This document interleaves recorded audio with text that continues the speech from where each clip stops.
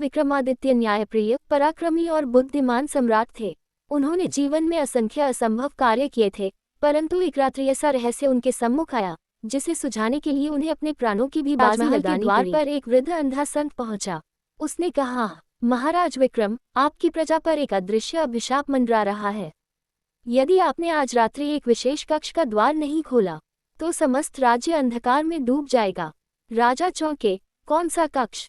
संत ने उत्तर दिया, वह जो वर्षों से बंद है, रक्तचंद कक्ष। वह कक्ष राजधानी के बाहर एक पुराना, प्राचीन और खंडहर हो चुका शिवालय था, जहां वर्षों पहले किसी रिक्त पिपासु तांत्रिक ने आत्माहुति दी थी। राजा विक्रमादित्य ने सैनिकों के साथ उस खंडहर का रुख किया। वहां पहुंचते ही हवा सर्द हो गई, सूखे वृक्ष हिलने लगे और एक मंद गंध फैलने लगी जैसे कोई गीला कपड़ा कई वर्षों से नहीं सूखा हो। कक्ष का दरवाजा खुलते ही अंदर अंधकार था। एक दीप जलाया गया। सामने एक दीवार पर लिखा था, जो सच्चा धर्मराज है वही मेरी आत्मा को मुक्ति देगा, पर वह पहले मेरी पीड़ा समझे। दीवार में एक मानव आकार की आकृति उभर आई। विक्रमादित्य ने उसे छुआ और उनके हाथ से रक्त बहने लगा। राजा भयभीत नहीं हुए। मैं ये कक्ष तब तक नहीं छोड़ूंगा जब तक तुम्हारी पीड़ा नहीं जान लूं। धीरे धीरे एक मर्मभेदी कराह सुनाई दी। दीवार से एक धुंधली आकृति बाहर निकली, आधा जल चुका शरीर, आंखें खून सी लाल, पर मुख पर पीड़ा।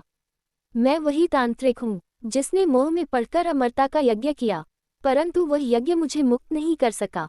अब मेरी आत्मा यही बंध गई है, क्योंकि मैंने धर्म के स्थान पर अहंकार का मार्ग चुना।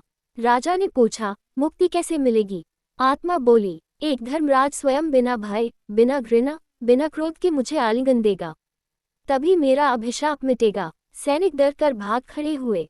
मंत्री बोले, राजन, यह एक छल हो सकता है। विक्रम ने आंखें बंद की और उस जली हुई आत्मा को आलिंगन दिया। क्षण भर को पूरी भूमि कांप उठी।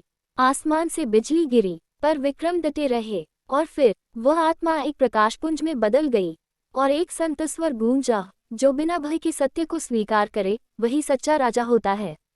राजा विक्रमादित्य ने अगले दिन समस्त प्रजा को एकत्र कर कहा, भूत, तांत्रिक, अंधविश्वास ये सब तब तक भयावह हैं जब तक हम उनसे दूर भागते हैं, लेकिन जब हम सत्य और धर्म के साथ खड़े होते हैं तो यही अंधकार हमारे लिए ज्ञान का द्वार बन जाता है।